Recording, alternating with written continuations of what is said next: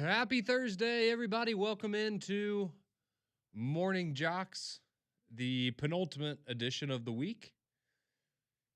Conrad Van Order and John Saber in for Damian Mitchell. We'll be with you here for the next hour as we get you up to date everything you might have missed overnight in the world of sports, and of course continuing to get you ready for a massive weekend with the IBOB, the Super Bowl, and many other festivities going on. So should be a lot of fun. But before we get into the sports, I do have to apologize because I can't help but feel like this is my fault, Saber, because as you told me before the show, I had to come and make a big celebration, a big deal about it yesterday morning when it was almost 50 degrees at this hour, and it was and it was a high. It was wonderful. Yeah. It was wonderful, and now here we are today, and I'm looking at 28 degrees. So we're right back where we started. So I can't help but feel like I jinxed us, and we were on the right path, and then. You absolutely did, but there's one thing you've got to remember is that it's the month of February. It's not the month of April, May, June, or July. Like, it's supposed to be cold now. And it is. I guess it makes sense given the school that you cheer for. You get a little bit of something, and then all of a sudden, like, you want everything. Like Alabama basketball, for the most part, has been a very, very good, not necessarily a great, but a very, very good program. And Nate Oates comes in, and he wins a little bit, makes the school's Final Four for the first time ever. Now all of a sudden people are, I guess Bama fans are so used to cheering for Duke that they're expecting greatness. And now that seemingly this year it's kind of not hit at least where it has been in the past. And so now you're just like, you've gone a completely in these other directions. You got a little bit of taste of something, and now you expect this the whole time. Well, actually, no, it's kind of like this all the time. Like, it's supposed to be like this. Yeah, no, it is. That was actually a very good analogy there. I know it's early too. Yeah, I would surprise myself. Yeah, it is early. But no, it's a perfect segue for us bringing up Alabama basketball, because that's absolutely where we are going to kick things off today. Because that was kind of the big action you had last night. You also had one other SEC game going on that we'll tell you about. But Alabama hosting Texas A&M. At this point, just based on. Coming off that loss at Florida on Sunday, and I mean, really just an embarrassing loss for the Alabama Crimson Tide. You stubbed your toe against Tennessee a couple of weeks ago. You lost to Texas at home. You've lost to Vanderbilt. It hasn't been smooth sailing in SEC play for Alabama. And certainly a lot of people have voiced their frustrations about that. So it felt like last night was essentially a must-win game, if nothing else, just for the morale of the fan base. Because Texas A&M, they were the number one team in the SEC standings coming in. They were 7-1 in conference play, but they hadn't played a very difficult schedule. So it was going to be a lot of, what are we going to learn about Texas A&M? And then also, can Alabama defend their home court and get a much-needed win against this would be a quad one win for the Alabama Crimson Tide. And, this game lived up to the billing and then some, because Alabama, they get a 100-97 victory last night in Coleman Coliseum. So it was tied up at 46 at halftime.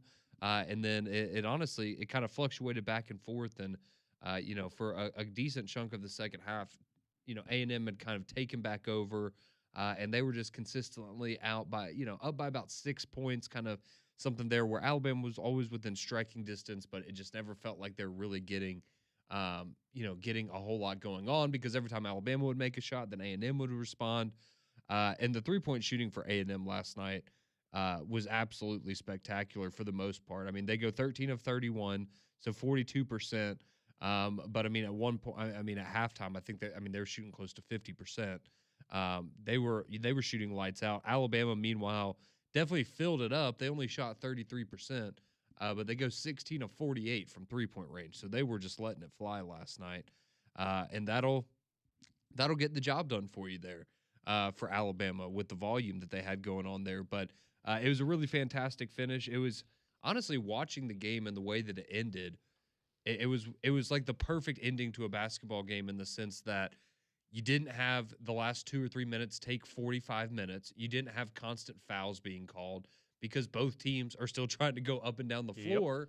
Yep. And it was fantastic, because you're just sitting there like, oh man, is this going to take, I think it was like 8 o'clock. There were 2.5 minutes left, and you're like, man, is this going to be over before or after 8:30? And then it's over about 8:15. It was great, just cruised right on through there. But Alabama, they come up big when they need to. Aiden Holloway, obviously, he had that big circus shot for the and one with about 25 seconds left that Alabama put Alabama up for good. And Texas A&M had a chance, man. They actually had they were at the free throw line, missed the free throw intentionally, had a tip out to Rylan Griffin of all people, and he actually had a pretty solid look from three to tie the game at the buzzer, but he was off the mark just a bit, and Alabama walks out with a 100-97 victory. What was wild is in the first half. I mean, I think part of the reason the game went quickly and it didn't feel like it dragged was that in the first half, both teams were 18 of 47 from three. That's just under 40%. So not only were they going after the three, like they made it, and it probably would have felt the game probably would have dragged if they were putting up those kind of numbers at that clip and then missing them. Yeah. But you had 78 total three-pointers in the game amongst both teams. You had 134 total shots. They put up more threes than twos in that game. But both teams were hitting them. And that's real. That's the style of play that they want to do. They want to get up and down the court. They either shooting dunks or something right by the rim or at threes. And you see, like with Nate Oates, if they can get hot and hit their shots, this is a team, especially now with Bediako and the height that he brings in. This is a team that can absolutely be dangerous, and you see it last night. Now, on the flip side of that, while the defense I thought was pretty good last night, if the other team's hitting their shots, there's not much you can do. Mm-hmm. So as great as it is to see Alabama get that win, again, they only won by 3. And so it was a back-and-forth game. It's not like they put them away, whereas we've seen kind of earlier in the non-con where it would be kind of close early on, but then Bama would kind of put it away late. And you didn't see that in this game. I'm not trying to take anything away from them, just that as good as they were, like they easily could have lost it. But they did get the win. They were able to hit their shots. I just hope they're able to continue to do that throughout the rest of the season. Yeah, they're going to have to. And again, 33% from three isn't, it's not great, but you can live there. And with the volume of it, again, if you're able to have that many possessions and put up that many shots, you're going to be able to do that. And I think a big part of that as well for Alabama, at least, was, both sides really. Both teams turned it over 6 times each. And you didn't have a lot of turnovers, and that plays to kind of what you're saying of the speed of the game too. You didn't have a lot of turnovers, and people are making their shots, so you don't have as many opportunities for fouls and things, down low in the paint. But it was still a game that it felt like it. I guess the officiating and how many fouls were called, because it was so. It just felt so lopsided in each half a little bit, where in the first half it was like, man, they're calling everything on A&M, and Alabama really wasn't getting called for anything. And then you come out in the second half, and Texas A&M was in the double bonus with like 11 minutes left in the game. And they're calling everything on Alabama. Then, Nate Oates gets teed up, and, I guess that just helped it. You didn't walk away from that game thinking, wow, the officiating was great and not a factor at all, but it was so one-sided, it just kind of allowed the game to keep going because it was only one team getting called for fouls, it felt like, in each half. You were right. Like, this game was setting up to end at like 8:40, yep. Which is funny because Greg was at that game last night, and he was saying, I'm excited to get down there. His hope was to get there around 5:30 for the game, starting about 6. And I was thinking, and I always love it how ESPN always schedules games like it's like it's 2 hours. It's only 2 hours. It'll be done in that time, it's and it never 2 hours. Rarely, never is. That's what I was like. Oh, it's something going to happen. And so watching it kind of play out that way, with being in the bonus in basically the fourth quarter, it's like, like this game is just ultimately going to drag out, and somehow it didn't. So don't get me wrong, especially for someone that had to be up an hour earlier this morning, I'm rather thankful that that the officials, whatever they were doing, it felt like it was going to go one way, and ultimately it didn't. Yeah, no, I was happy over with 8:15, and it was that was a nice change of pace there from how things usually tend to go. But nice win for Alabama last night. They have 6 players go in double figures. Charles Bediako actually had the least, I guess, in terms of scoring output last night. He finishes with only 5 points and 4 rebounds. But Aiden Holloway, he led the way. He had that big shot at the very end to kind of seal it for Alabama. But he goes for 20 points, Didn't have a great night shooting from three, only 1 for 6, but 9 of 12 at the free throw line. Aiden Sherrill, he goes 8 for 8 from the free throw line to get all of his points. Phylon was 17, Wrightsell was 16, and then you had Millette Jemison and Amari Allen all there right around 10 to 12 points. So the biggest difference to me was rebounding. They both had 31 rebounds, but Alabama had 13 offensive rebounds, whereas A&M only had 5. yeah, And in a game where you win by one shot, one possession, 8 extra offensive rebounds, yeah, that most likely was the difference right there. yeah, there's no doubt about it. So yeah, it was a nice win for Alabama. They get back onto their winning ways. They're now 5-4 in conference play, 15-7 overall, and they are. If you look at the standings, they are tied with their next opponent, the Auburn Tigers, and that game will be on Sunday, or excuse me, not Sunday, Saturday at 3:00 in the afternoon. You can hear it here on JOX, and going to be a lot of excitement. Not like last year. It's not a top 2 or top 3 matchup. Unfortunately, but should still be a lot of fun. And a game that has a lot of implications, not only for tournament seeding for the NCAA, but also the SEC and, trying to get a bye there in Nashville for the conference tournament. So a lot on the line this Saturday, but we'll talk more about that game coming up for you tomorrow. But before we move on from hoops, you did have one more game going on in the SEC last night. You had Kentucky. They took down Oklahoma 94-78. So they move on to 7-3, 16-7 overall. But a nice little record there in conference play. And Kentucky, who, again, I talked about it earlier in the week, it feels like every time you want to write them off because they have an ugly performance, they find a way to bounce back and beat somebody impressive and then string a couple wins like this together. And you just go, okay, maybe this Kentucky team is going to figure it out. So we will wait and see if they do, but certainly a nice win for them last night. A 16-point win over the Oklahoma Sooners, who they now fall to 1-9 in SEC play. So rough go of it this year so far for Oklahoma. And it was also just kind of a crazy night in general because you had 3 ranked opponents lose to unranked teams last night. So you had Minnesota knocking off Michigan State 76-73 in the Big Ten. You had Oklahoma State knocking off BYU 99-92. But the crazy one is you had Gonzaga, number 6 Gonzaga last night. They lost to Portland 87-80. Gonzaga was a 23-point favorite. It is the largest upset in the West Coast Conference in over 30 years in college basketball. So yeah, Gonzaga, I mean, they were having a great season. They were the number 6 team in the country. And Portland, 11-14 Portland gets a massive win there over Gonzaga. So that was very cool to see for them. That one meant a lot. Not to steal Rick Barnes' words, but sometimes I wonder if his players are betting on games like this one, just out of nowhere, something like that. Look, like it does happen. It happens a fair amount in football. It feels like it doesn't happen a lot in basketball, but hey, a weird, shocking outcome, something like that. Okay, yeah, that's weird, that's odd, but in this day and age, also, again, I'm joking that I'm pretty sure that they're not on the take or nothing's nefarious going on, but it enters some of y'all's minds.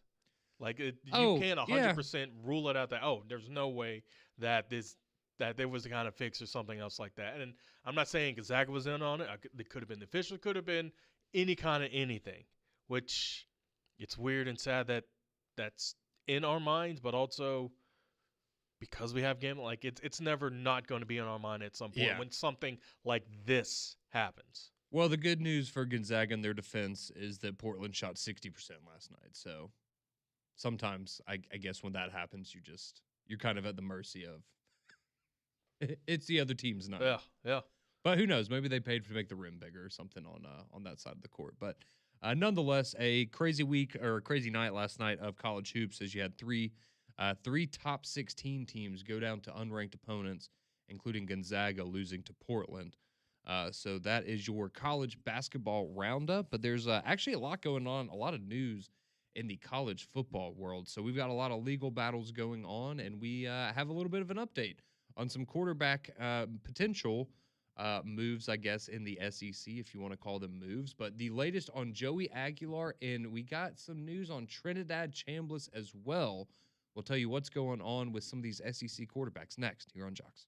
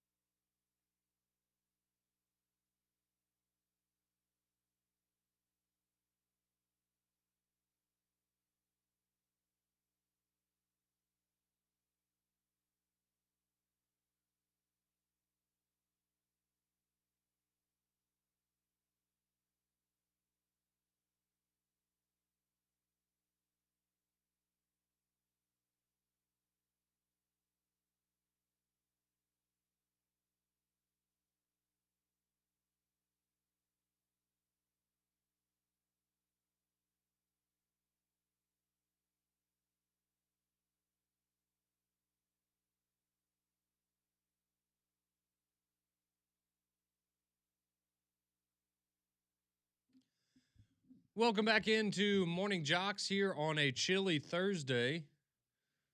Appreciate you being with us. Conrad and Saber here with you until 7 o'clock when we will hand you off to McElroy and Kublik in the morning.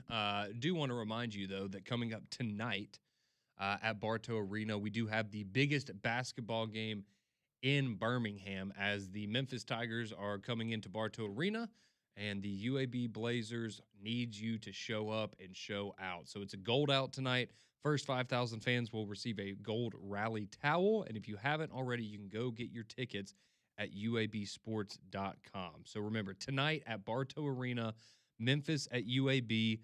Get out there to Bartow, show out for the Blazers, wear your gold, and help them get off a big conference win at home against the rival Memphis Tigers. And again, you can go get your tickets now at uabsports.com. All right, rolling on with college football and everything that's going on because it's, I'll just be honest. This isn't the stuff about college football that we all love, but this is the stuff that, to keep up with what's going on, you kind of have to parse yourself through it. And unfortunately, that means that a lot of legal battles and a lot of players suing the NCAA and a lot of players wanting to come back for an extra year so they can, make all this NIL money and whatnot. And it's a mess, man. It really is a mess. And so we've been talking a lot about Joey Aguilar the last couple of days, the Tennessee quarterback.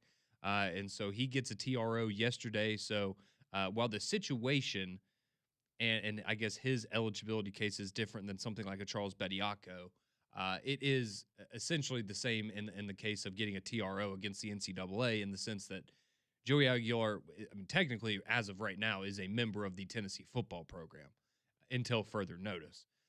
It is also known that if he is officially cleared to play for the Vols this upcoming year, that he will be making $2 million.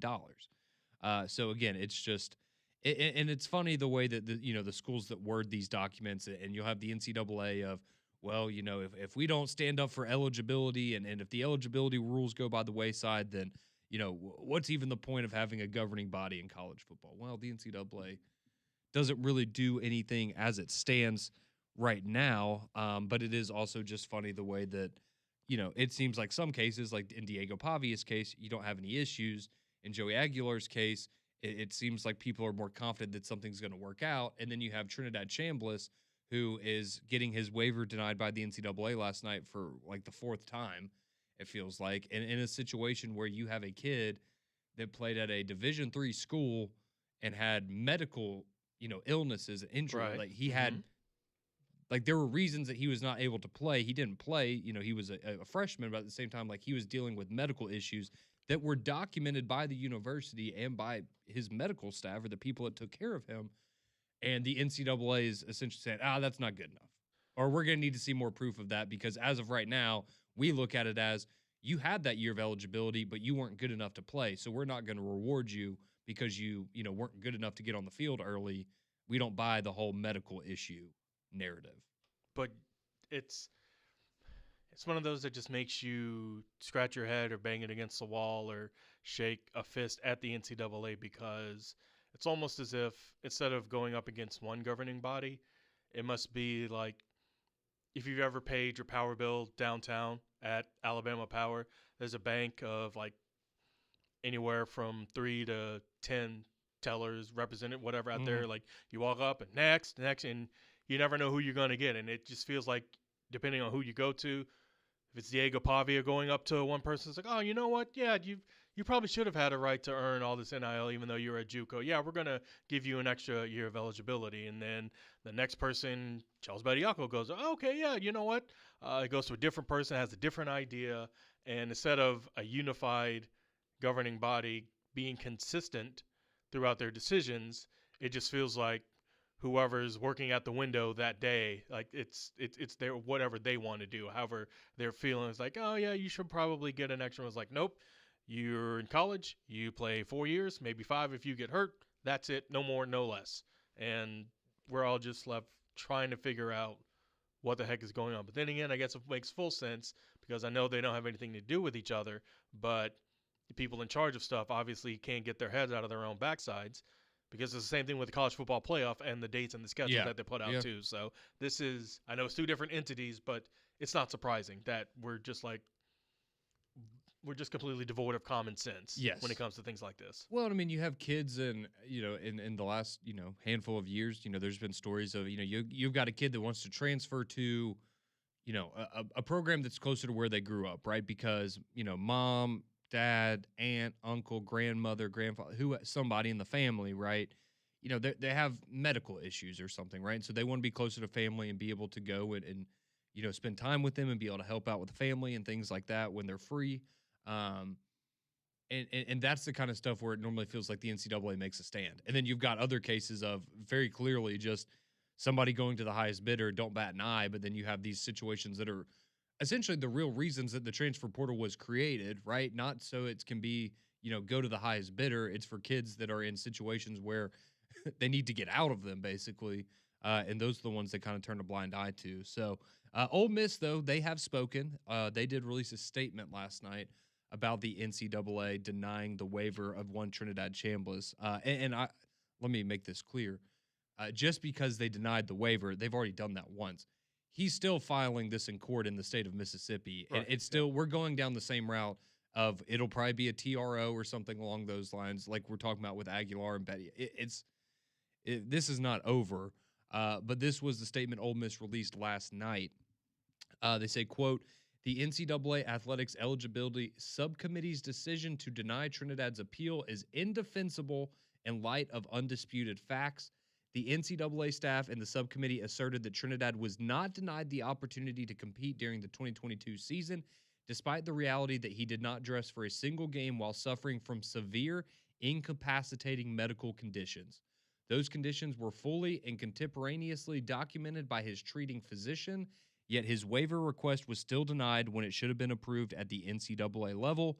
Trinidad's representatives will continue to pursue all legal remedies, and we will publicly stand behind Trinidad while holding the NCAA accountable for a decision that fails to align with its own rules, precedent, and the documented medical record. End of quote. So that's a pretty strongly worded statement, I would say, from Ole Miss that is, they're essentially calling BS on the NCAA and saying, Pretty much, yeah. yeah, saying, all right, well, we think you're full of crap and you're not doing your job by denying this. On top of that, all right, well, we're just, we'll keep chugging along with the legal process. We'll get it taken care of eventually. So I would just say this. Just like with Aguilar, I would be shocked if he ultimately doesn't play because in today's day and age, in these types of situations, you typically side with the player because they typically get what they want. But it's interesting just people finally making a stand. And I'll be honest, like the NCAA, I guess trying to stand up to these things and trying to still have an impact. And, it is what it is. I would tell them to just, we just need to move on, but we all know we need to move on and we can. So, because we don't have people in place that can make decisions and we don't have people together that can agree on things for the betterment of college football. But that's another discussion entirely. So that's what's going on there. Trinidad Chambliss, he gets denied his waiver by the NCAA yet again last night, but still going to continue on with his legal battle there to get eligible for Ole Miss. He is expected, if he comes back to Ole Miss, to sign a $6 million deal with the Rebels. And then, as we told you with Joey Aguilar, he now has a TRO. So until further notice, he is technically a member of Tennessee football, and he will be getting $2 million if he can go back and compete for the Vols this season coming up in 2026. So that's your legal update, what's going on around the world of college football. But that's kind of the, the nitty-gritty stuff, right? Let's talk about some of the fun things that could be going on. And we got a lot of news about Auburn yesterday and some interesting insights on the Auburn football program. Not only, the dollar amount and how much they're investing in NIL, because we know it's a lot, but kind of peeling back the curtain a little bit. Alex Golesh giving a look at the portal process for Auburn and, having familiarity with a lot of these guys and just kind of how they identified how they wanted to rebuild this Auburn roster once he came over from South Florida. So we'll dive into all that. We'll let you, we'll tell you some of the things that Alex Golesh said, and we'd love to get your thoughts as well as we continue here. 205-834-9450. That'll get you on the Courtesy GMC text line. You want to talk some Auburn football, some SEC hoops, or the Super Bowl, anything else, you can reach us there as we roll along on a Thursday morning, JOX.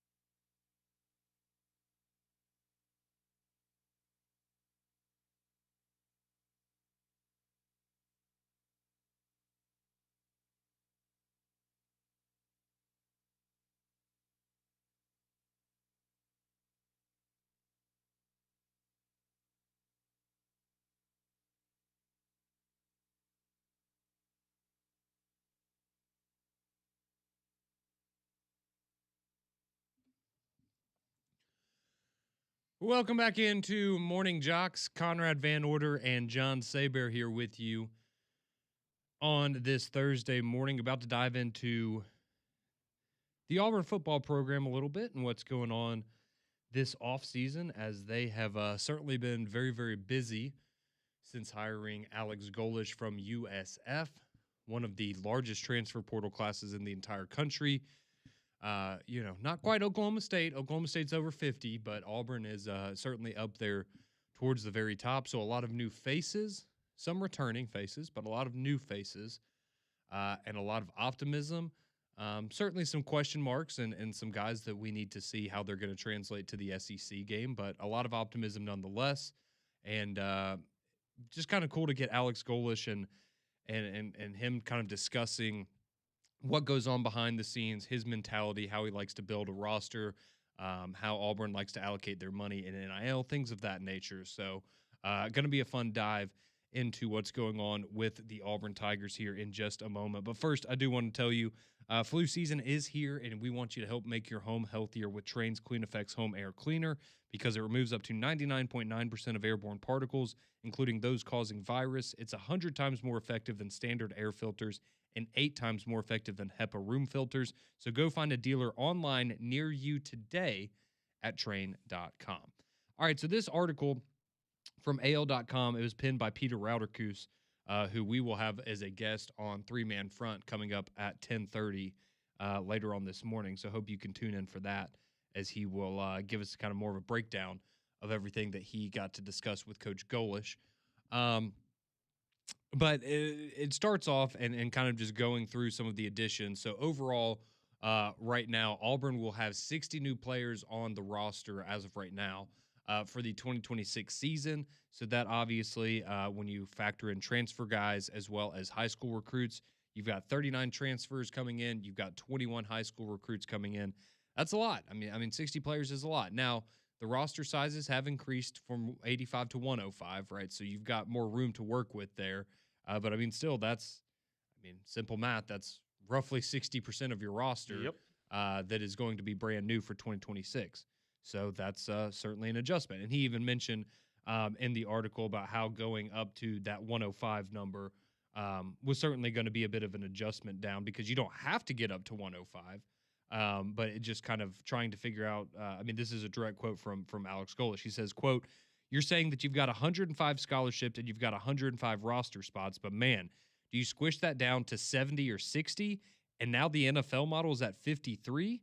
Or do you spread it out, knowing that, one, it's a long season, and two, the caliber of player you're getting based on how much you've got to spread that out?" So basically, do you get maybe a lower number of players on your roster, but you're able to maybe spend more money on each player and get a higher caliber player?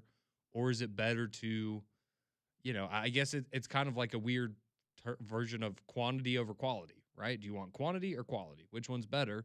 And I guess that's something that these college coaches are having to kind of sort through now. He does talk a little bit about the financial side of things. So there are multiple reports coming out yesterday that Auburn will be at $30 million for their roster for 2026, which is not a surprise. We know that Auburn has been set up in a very competitive manner and that they're always going to be one of the top spenders, and that certainly is the case this upcoming year. But that means with a lot of money being spent, obviously big expectations, and certainly a lot more money than Alex Golish would have had to play with at USF, even though they are set up quite well as far as the group of five goes. But Alex Golish, he would continue on kind of talking about his roster evaluation process once he got there. And so he says, quote, "We didn't play in a bowl game, so these guys were gone a week and a half into me being here. A lot of the conversations, I met with everybody initially, and then the conversations were ongoing. So, yeah, there were certain points where you're kind of like, dude, are you going to be here or not? I'm good. Just tell me so I know if I've got to go get another guy out of the portal or not." End of quote. So, and as we know, that's something that a lot of coaches are obviously going to be going through. He talks a little bit about how, the balancing act of recruiting and trying to balance, do you put more of an emphasis on high school kids or getting guys out of the portal that already have experience? We know that's been a big thing, a big discussion in college football. But this is one of the things that really stood out to me about the story here by Peter Rauterkus. And it says, According to Alex Golish and what he told the media yesterday, he said that he had a pre-existing relationship with roughly 75% of the players that Auburn has brought in, either through recruiting or through the portal. So, I mean, we just do some quick math there. That would be 45 of the 60 players roughly that are coming in are players that he either had coached before, had a previous relationship with. I'm assuming that's including guys that maybe he recruited you at South Florida and now he's trying to recruit you out of the portal, but that's a pretty big number. That's quite a bit. That's a lot of familiarity with the pieces that you're bringing in.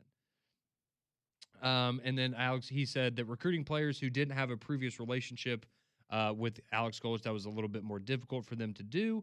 But he says that Auburn, they kind of had to, look at all options because they had so many roster spots to fill. They had to do things a little bit differently. But certainly just kind of an interesting outlook there on what's going on with Auburn this offseason and how Alex Golich is trying to put this roster together. But, I mean, clearly he's telling you, all right, we've got a lot of money, and we're going to go out and get guys that I'm familiar with, that I trust, that I know how to run my style of football, my style of offense.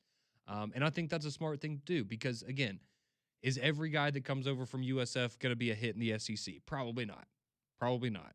And is it guaranteed that this is going to be like Indiana bringing over James Madison kids and winning a title in 2 years? Probably not.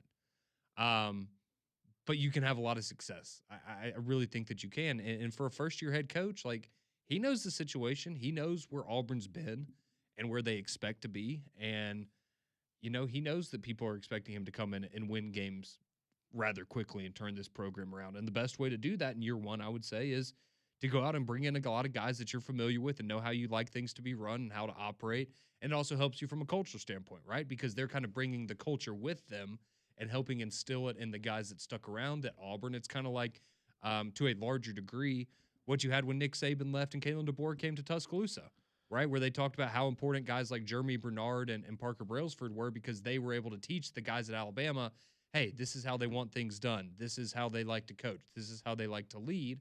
And now you have a lot of these USF guys that are going to be able to do that at Auburn. Which is also probably why Nick Saban had the jump he did when he did in his second year, not because of a portal class or whatever, but that was the first true recruiting class that he was able to bring in. And you brought in some heavy hitters in that one, ones that he knew was going to do everything that not only he said, but was going to practice the way he wanted people to practice, was going to help lead the team like the way it should be led. He knew that having players basically echo his voice would help make the program stronger. And that's in essence what we're seeing here. And I assume we will be seeing the same thing in Penn State because Matt Campbell brought basically everybody over from Iowa State over to Penn State. So if you're trying to establish the culture, the mindset, everything that needs to happen in the program, it's one thing for the coach to say it and hopefully everyone buy in. But if you have other players doing it too, especially the quarterback, at that point, most people should fall in line. And the ones that don't typically will not only fall by the wayside, but also may just decide to, hey, you know what, this isn't for me. And in this day and age with the portal, it's easier to go out and find another place as opposed to back in Saban's day. If you just weren't it's like, oh, he's a quitter and it ain't working. Well, it's just not working for me, so I'm going to find somewhere else to play. Yeah. No, I think you hit the nail on the head there. So that was just kind of an interesting look at what's going on with Auburn there with Alex Golish. You also did have DJ Durkin. He spoke with the media as well yesterday. And it kind of interesting because he'd gotten asked a question that I think we were all curious about it. And I don't think, at least as far as I've heard, this is the first time that he had ever been asked this, at least publicly, right, or in a public setting. But it was basically, why did you decide to stay at Auburn after probably feeling like you were going to be named the head coach, and then Alex Golish is named the head coach, and you get retained as defensive coordinator? Why did you want to stay at Auburn after all of that when, you probably felt like maybe the rug got pulled out from under you just a little bit? And this is a quote from DJ Durkin. He said, "I think I've had enough experience in college football and coaching in general to know that when you're at a great place, don't be in a hurry to leave it. Auburn is a great place." He would then go on to say that he thinks he believes that Auburn can win at the highest level, compete for championships. And he says, we will do that at Auburn. I love the guys that I get to coach with on a daily basis. I love the community, this university, my family growing up here. And so these things are all easy. So obviously feels very involved there with the Auburn family, the Auburn community. And that's a big part of why he doesn't want to leave, because he felt like even if he did have opportunities elsewhere, it wasn't going to ultimately be a better opportunity for him and his family than staying on as the defensive coordinator for Auburn. And as we talked about, right, this was kind of the ideal situation for you, was you get to keep your guy who had obviously been, I guess, of the two sides of the ball, definitely been the one that had been doing the best job the last couple of years. And on top of that, you get to bring in some new blood. And I think it's going to be a good mixture there at Auburn. So things seem to be going well as we continue in the 2026 offseason. But we'd love to hear from you. 205-834-9450. Your thoughts on Auburn this upcoming season. Your thoughts on the $30 million in NIL. Is that sustainable for the Auburn Tigers? Does it give you optimism? Or does it just kind of make you think back to last year of, all right, well, we've kind of seen this song and dance before. We know the money's there. We know that they put it to use.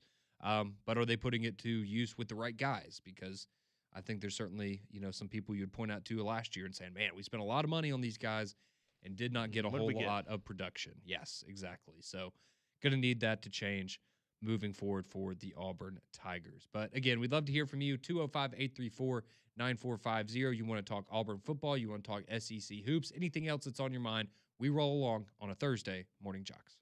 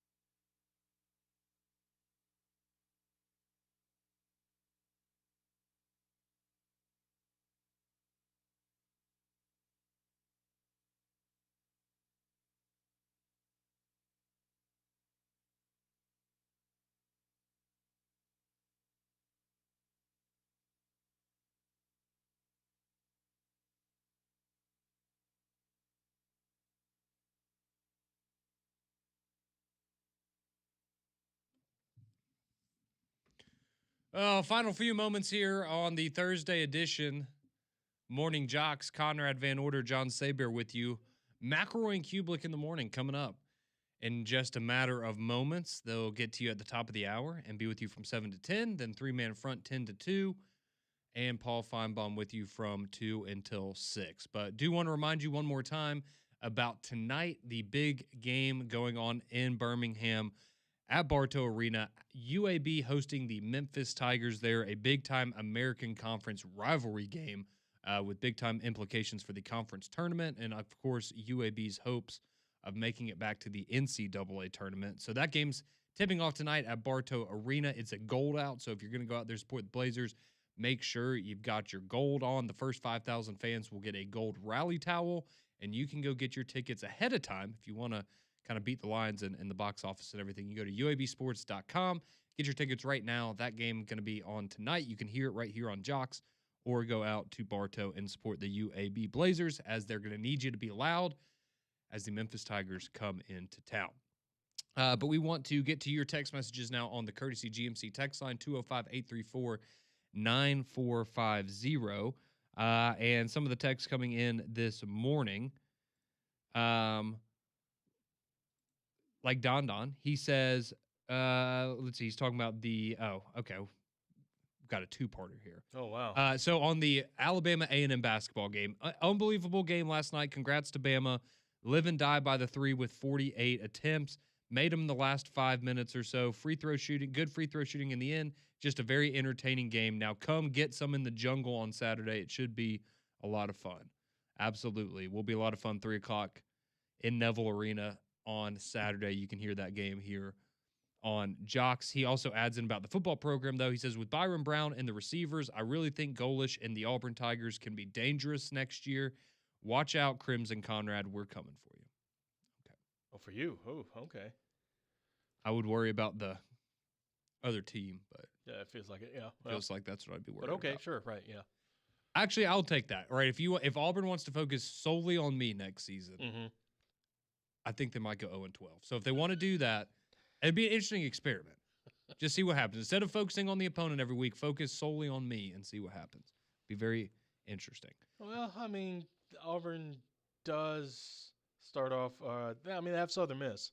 I know they have Baylor early on. So even focusing on you, I think they can get Southern Miss. Okay, yeah, probably so. I would hope so. Maybe Sanford at the end of the year. I would hope so. But yeah, I don't think that'll be their strategy, unfortunately.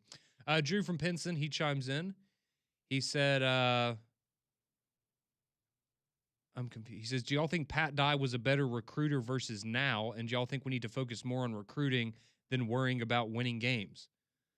Well, I would say the thing you need to worry about more than anything is winning games. Right, yeah. They don't hang banners for recruiting national championships. Only at Texas some A&M. places maybe, right. Yeah. No, the focus always should be winning games. Now, granted, focusing on recruiting should help you win games, but you cannot put your primary focus on recruiting as opposed to winning games. That's just that's just dumb. No, and it's important, but I think it's less important now than it was when Pat Dye was a coach. That's the reality of it. Because, and I understand that it's like, well, it shouldn't be that way, and I get it. Like the idea of you get these kids out of high school, you put them in your program, you develop them, and then 2 or 3 years later they pop, and you're firing on all cylinders. That sounds great, but that's not how the game's played anymore. Because instead of having an 18-year-old kid come in and try to develop him, you can go get a 23-year-old that's played for 5 years. They can come in immediately, and the development process, part of it's gone for a lot of these guys because you're just bringing in and plugging in guys that have already been coached up and are already kind of maybe not a finished product, right? But they're ready to go. They're ready to be on the field. So that's just kind of the reality of it. This text rolls in. It says Auburn spent $26 million on their roster last year and just to win 5 games. It says the difference is QB. Freeze was riding the short bus thinking Jackson Arnold was going to work at Auburn. Golish has an elite quarterback who's ran his offense for the last 3 years. Let's see. He also says Hugh Freeze hasn't had a top offense in over a decade. Golish had a top 3 offense everywhere that he's been. Well, they had a great offense at USF last year, and they certainly were quite good at Tennessee when he was there as well. So we'll see if that translates over for the Auburn Tigers. But we're going to have a jam-packed show coming up tomorrow. We've got the iBob coming up this weekend, so we've got to give you our predictions for that. We've also got the Super Bowl on Sunday. Our final thoughts and picks, predictions for the Super Bowl. That will be coming up on a Final Score Friday. So we hope that you will join us tomorrow at 6 a.m. That does it for us. For John Saber, I'm Conrad Van Order. Appreciate you tuning in. McElroy and Kublik in the morning. Those guys are up next.